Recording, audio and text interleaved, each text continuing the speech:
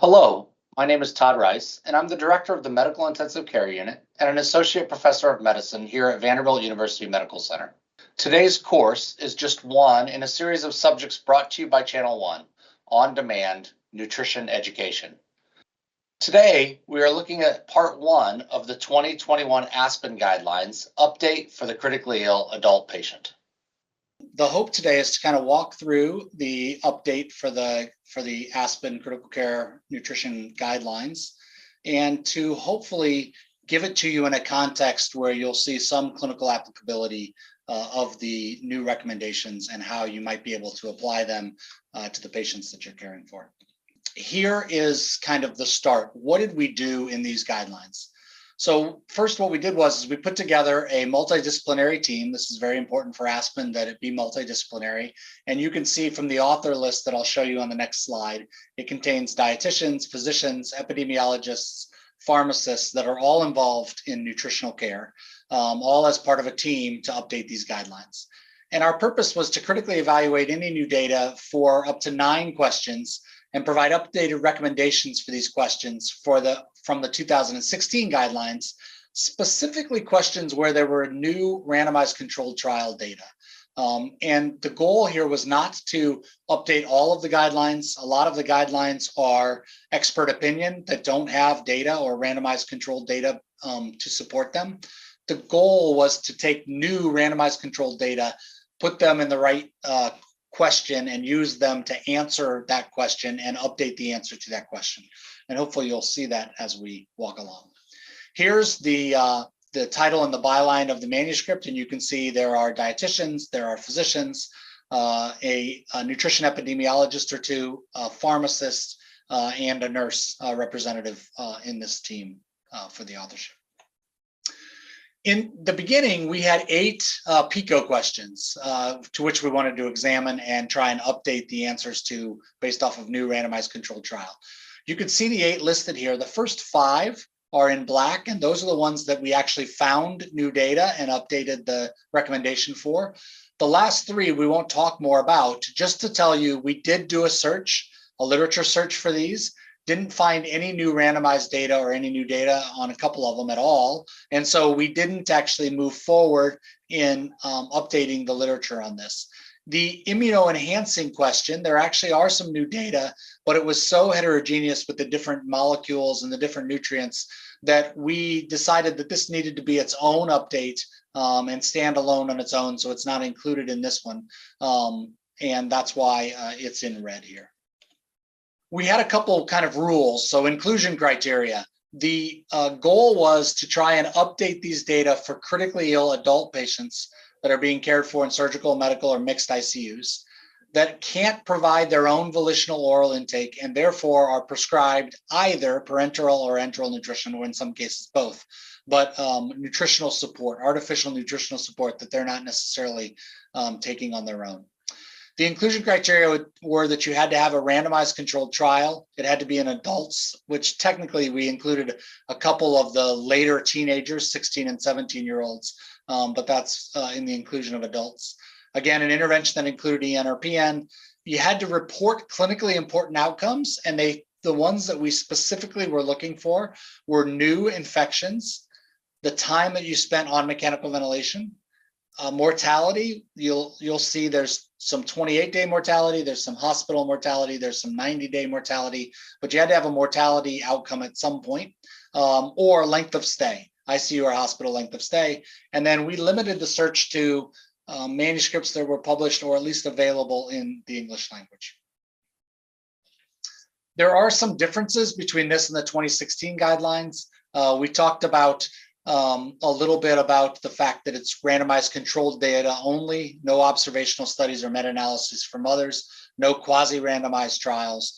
But in addition, we limited the publication time period from January 1st of 2001 through July 15th of 2020. And we specifically were looking at adult critically ill patients, not separate recommendations according to diagnosis. So you'll notice there's not a pancreatitis or a liver failure subgroup or recommendation for those specific populations, because we were looking at adult critically ill patients in general. We paid careful attention to the actual delivery of the amount of energy and protein that was prescribed and delivered. And then most of the trials that we found have overweight to obese patients based off of their mean BMI. We looked at citations after we did a search in duplicate. So 2 of the authors would look at a citation and say whether or not they thought that citation might be appropriate. Then we went and pulled the articles that we thought might have any pertinence at all, screened the articles again in duplicate. And if they were meeting our criteria and providing new information, we did data abstraction also in duplicate. So all of the kind of deciding which articles were appropriate and in the new updates were done in duplicate. And then there was a bias assessment for each outcome of each study using a standardized Cochrane risk of bias 2 form. Statistical analysis, I'm not going to get into a ton of details here. There's just some important highlights. One is that you'll only see forest plots if there were equal to or more than 3 studies for a given outcome. So if there were only 2 studies that reported new infections, you won't see a forest plot because there were only 2 studies. But if there are 3 or more, then there's a forest plot figure that I will show you. The model was a random effects model with a significance threshold of 0.05 for significance. And I will report the results either in a difference, which is a difference in percentages, or a mean weighted difference, which is a continuous outcome and is a difference usually in length of stay in days. So I'll go through that again when I show you some specific results.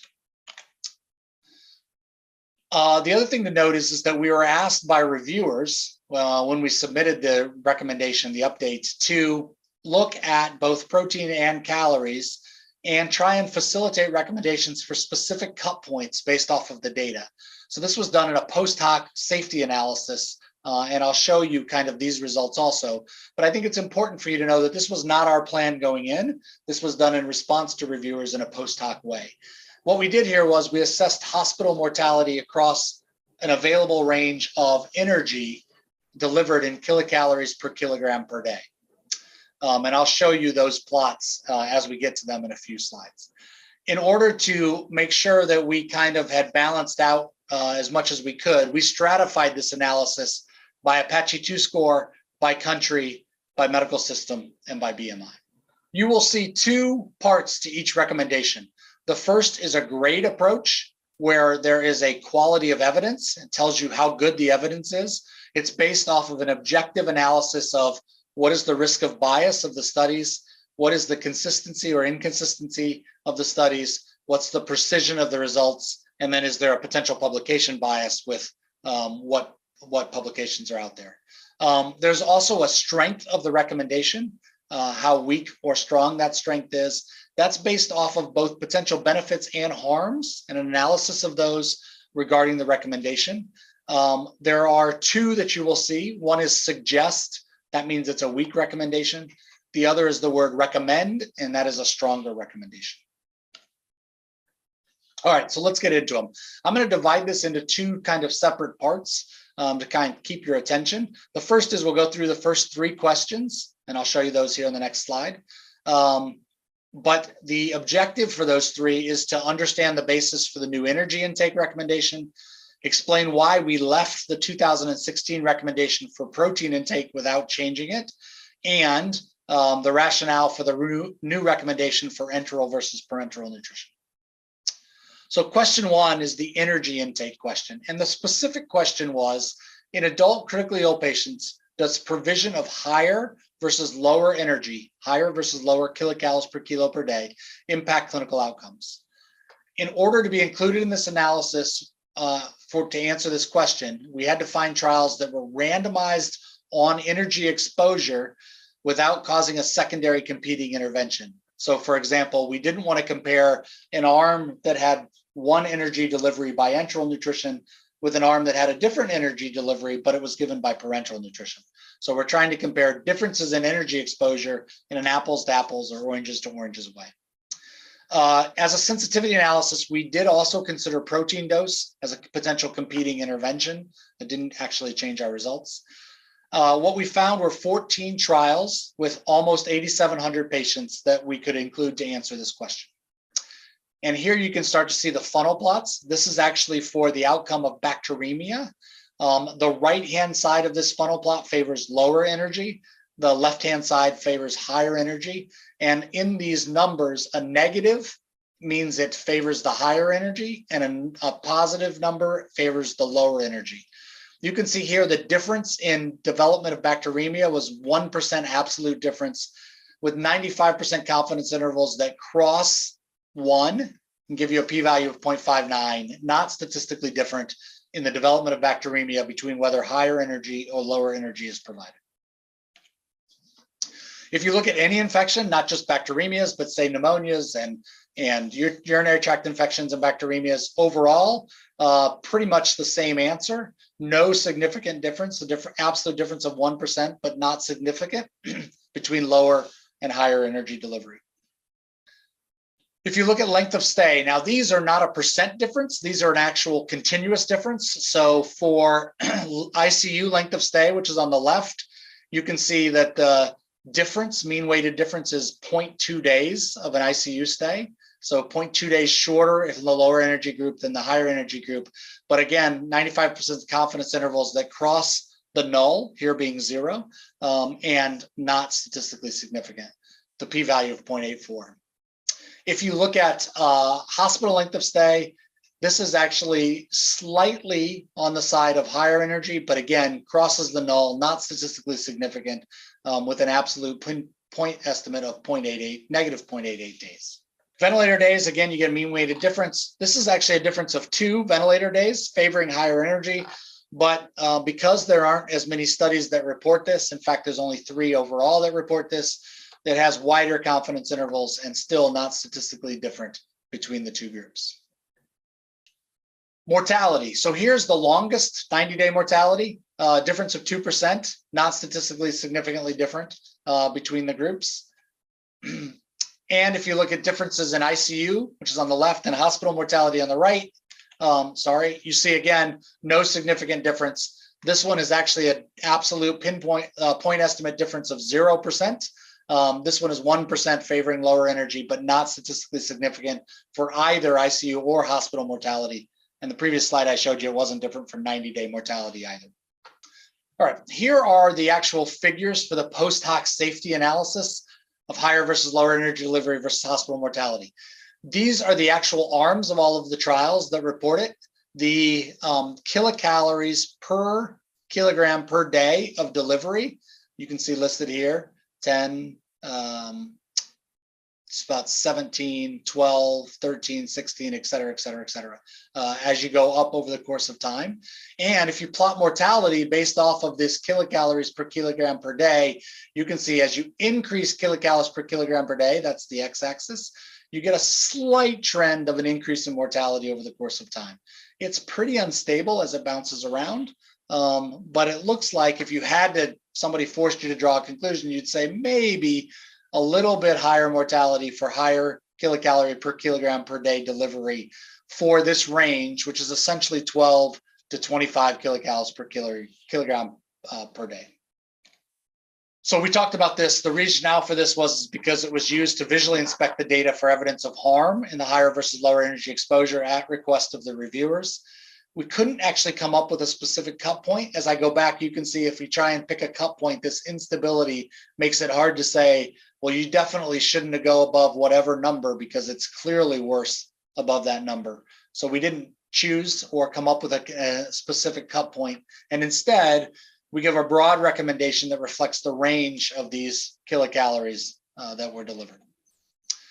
So this is what the recommendation then says. There's no significant difference in clinical outcomes found between patients with higher or lower levels of energy intake. Because of that, we suggest that anything within the 12 to 25 kilocalories per kilo per day recommendation for the first 6 to 10 days of ICU stay appears to be okay. This decision is based on no evidence of benefit as you increase kilocalories, with a little bit of a lack of certainty regarding harms of the energy provision, especially if you go higher than that 25 kilocalories per kilo per day. The quality of evidence overall is moderate.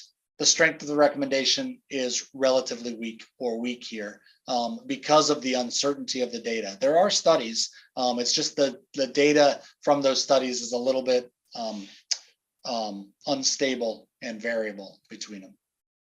And we can talk more about this in the question session also. All right, so some discussion.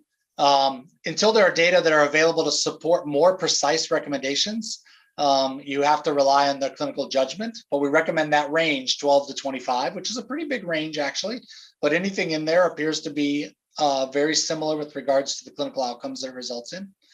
If there's any question of reducing the energy intake, so you have glycemic control problems, respiratory acidosis, high triglycerides, we would strongly consider that you reduce the feedings to a lower kilocal per kilo per day within that range still. Also a reminder that lipid-based sedation, such as propofol, does provide energy, and that should be included in the estimates of total intake in that 12 to 25 range. And that GI intolerances may limit how much EN you can provide in this range anyway. All right, question 2 is a very similar question, but it asks about higher versus lower protein impact on clinical outcomes. Very similar to the calories, the energy. In order to be included, you had to report protein in grams per kilo per day, not just as a percent goal. You had to have a difference in your two arms of at least 0.2 grams per kilo per day, so that you actually had some separation between the arms in the study, and hopefully deliver about the same amount of energy between the groups, so that the only difference was protein delivery between the groups.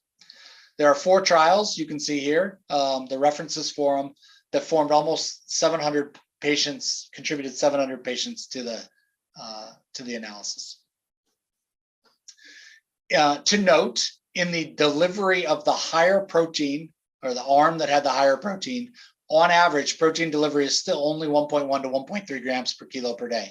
So this is higher than the lower, but still may not be as high as many of the targets that people are trying to achieve in clinical practice.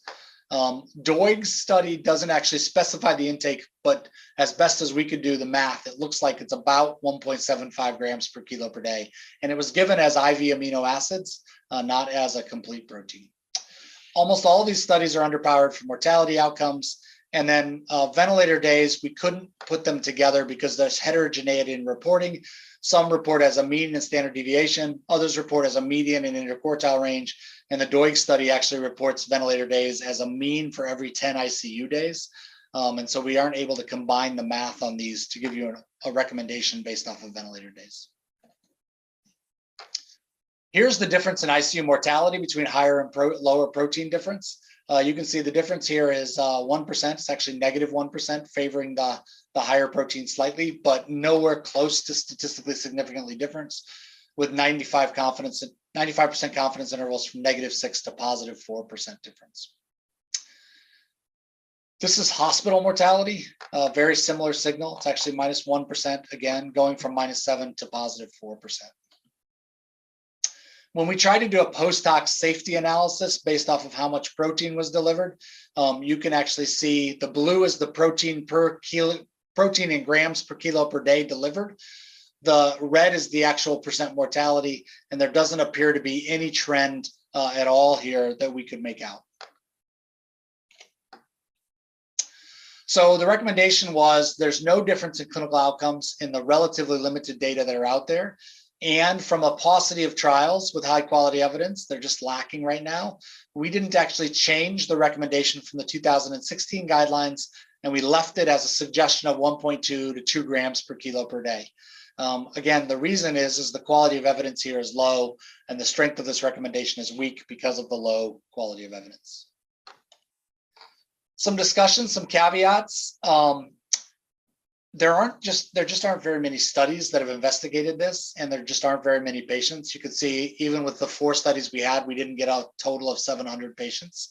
There are ongoing studies, several actually randomized trials that are currently ongoing comparing higher and lower protein doses.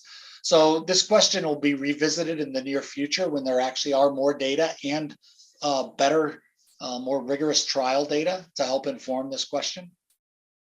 But until data are available, we suggest clinicians should individualize protein prescription based on clinical judgment of estimated needs.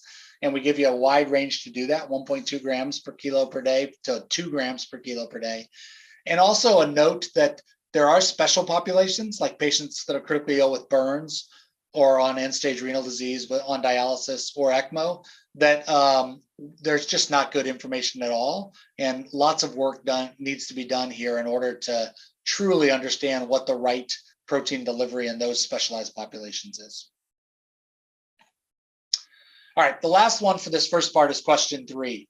In adult critically ill patients who are candidates for enteral nutrition, does similar caloric intake between parenteral and enteral as primary feeding modality in the first week of ICU stay impact clinical outcomes? So this is our EN versus PN question. And to be included, trials had to randomize patients to EN or PN within 3 days of ICU admission, and specifically candidates that you could provide EN in. So they had to be candidates for enteral nutrition.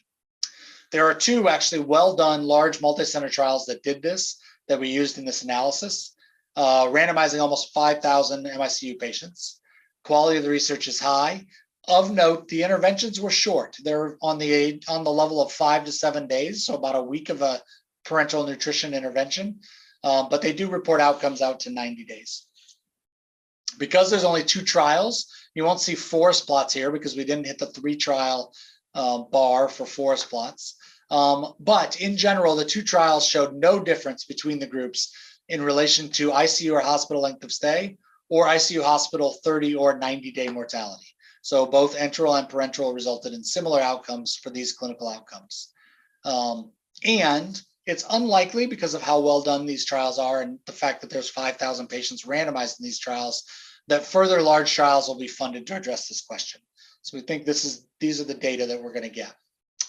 The recommendation is that since there's no significant difference in clinical outcomes between exclusive parenteral and enteral nutrition during the first week of critical illness, that we recommend that either is acceptable, either using parenteral or enteral nutrition. The quality of evidence here is high and the strength of the recommendation is strong. What is the discussion? What are the nuances here? Well, the nuances are that similar energy provided by enteral or parenteral over short periods of time, like a week period of time, produce similar outcomes. The choice may be driven by something other than outcomes. So the cost and convenience of enteral nutrition is better than it is for parenteral. Parenteral tends to be more expensive and more inconvenient because you have to give it through an IV and you have to have a central line, you have to order it special from a pharmacy, et cetera, et cetera, et cetera. That cost and convenience may be what determines what is delivered. So you may use enteral nutrition in patients because it's cheaper and it's easier than parenteral nutrition. And that's okay, given that they produce similar outcomes. Parenteral use may be important, especially when enteral is not feasible or tolerated, like in patients with GI disease.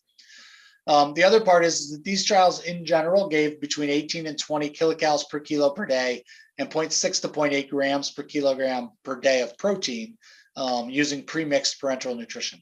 So if you're mixing it on your own and you're delivering a different amount, maybe these aren't as informative. The glycemic control and catheter care has improved dramatically in parenteral nutrition administration.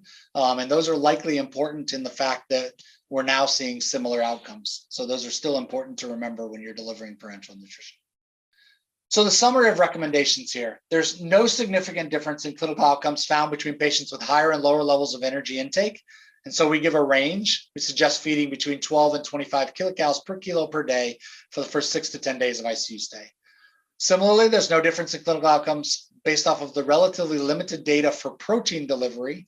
And due to the fact that there's just not high quality data in this area, we didn't actually change this recommendation. We left it with the 2016 guidelines of a suggestion of 1.2 to 2 grams per kilo per day. Similarly, with parenteral and enteral nutrition, there's no significant difference in clinical outcomes between exclusive early enteral and parenteral nutrition, and therefore a recommendation that either is acceptable in patients that are critically ill needing artificial nutritional support. Thank you for watching this presentation on an update on the 2021 ASPEN guidelines for the critically ill adult patient. I would encourage you to watch for upcoming Channel 1 videos on nutrition and learn more from my esteemed colleagues. Have a great day.